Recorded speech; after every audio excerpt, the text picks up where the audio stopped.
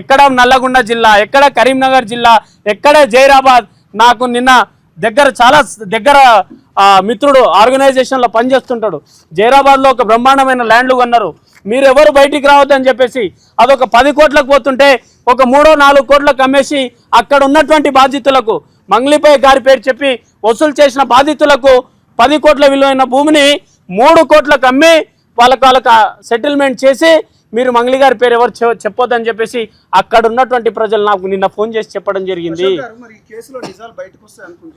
ఈ కేసులో central ministers ఉన్నారు, కేంద్ర మంత్రులు ఉన్నారు, రాష్ట్ర మంత్రులు ఉన్నారు. ఈమె చాలా ఇన్ఫ్లుయెన్స్ గల పర్సన్స్.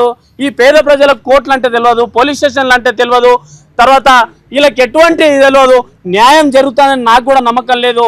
అందుకే పేద ప్రజల పక్షాన అది ఎంతటి దూరమైనా, అది ఎంతవరకైనా అవసరమైతే మేము త్వరలోనే కార్యాచరణ తీసుకుంటాం. మా నాయకుడు సంపత్ నాయక్ గారు చెప్పినట్టు త్వరలోనే అద్భుతమైన కార్యక్రమము తీసుకుంటా ఉన్నాము.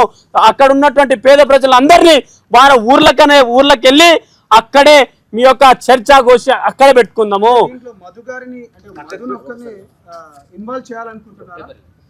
ఇప్పుడు స్టార్ట్ అయింది రమావత్ బాలాజీ గారి దగ్గర నుంచి. రమావత్ బాలాజీ కస్టడీని తీసుకోండి, తర్వాత రమావత్ మధుని కస్టడీ తీసుకోండి, తర్వాత అభిషేక్ని కస్టడీ తీసుకోండి. మొన్న తొలి వెలుగులో అభిషేక్ అనే బాబు ఇంటర్వ్యూ ఇచ్చాడు.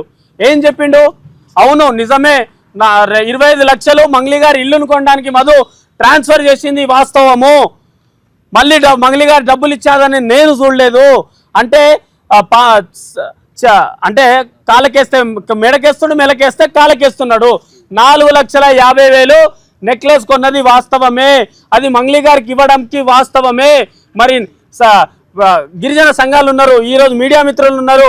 ఇదే మీడియా ప్రపంచాన్ని పరిచయం చెప్పించింది కదా మంగ్లీ పరిచయం చెప్పించిందా? మా మీడియా మిత్రులకు ఎందుకో బర్త్డే పార్టీకి పిలవలేదు, సంబంధం లేదు కదా. ఆ రోజు డ్రగ్స్ పార్టీలో బయటకు వచ్చినప్పుడు నా చాలా దగ్గర బంధువులు, నా చాలా ఫ్యామిలీ మెంబర్సు, మా తండ్రి గారు ఉన్నారు, నా ఫ్యామిలీ ఫ్రెండ్స్ మాత్రమే ఈ పార్టీలో ఉన్నారు.